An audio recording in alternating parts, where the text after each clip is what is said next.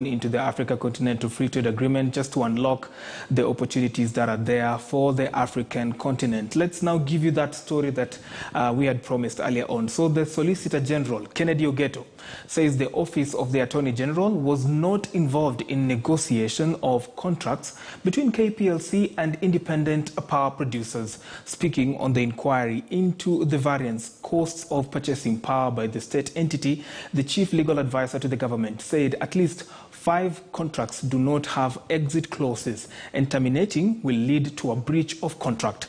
Brenda Kerubo tells us more on this report. In what could be a long and winding process to cut down power prices in the country, Kenya Power is still a target.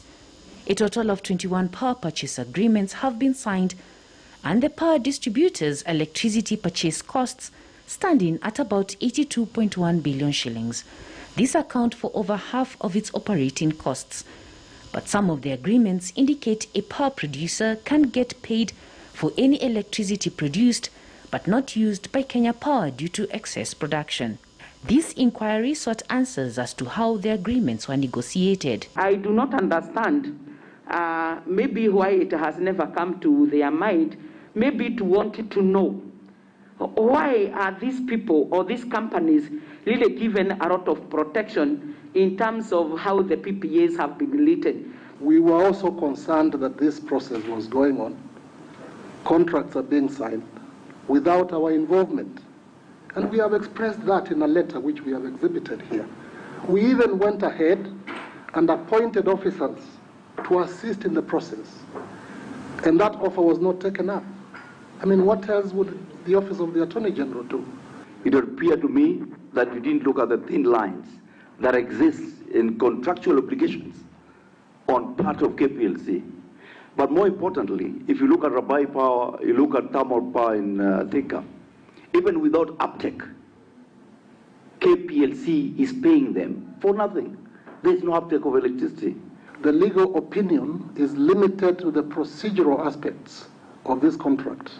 The signatories are the right ones. The contract is binding under Kenyan law.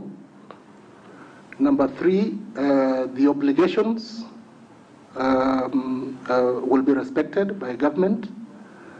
In other words, the legal opinion does not address the substantive aspects of the contract, because by the time it is coming to us, it's already been signed. According to the Office of the Attorney General, some of the power purchase agreements can be terminated if the energy firms do not meet their obligations or a mutual agreement between Kenya Power and the power producers. However, terminating 5 of them will lead to a breach of contract with far-reaching implications. KPLC's unilateral termination will constitute a breach of contract and an act of default, entitling the IPP to claim liquidated damages equal to the total project costs, less assumed depreciation. This is in reference to the PPAs between KPLC and Rabai Power Limited, Gulf Power Limited, Thika Power Limited, Triumph Power Limited, and Muhoroni Power Generating Plants. President Uhuru Kenyatta ordered the cancellation of ongoing and incomplete power purchase agreements in late September, after it emerged there was a huge disparity between the tariffs charged by main power producer KenGen and independent power producers. He said future power purchase agreements will have to be in line with its least cost power development plan, which emphasizes the use of renewable energy sources. Brenda Kerubo, KTN News.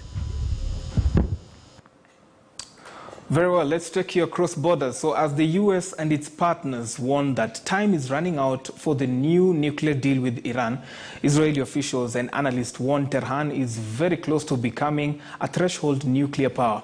Former Israeli Prime Minister Ehud Barak, in a VOA interview, said that Israel must reassess its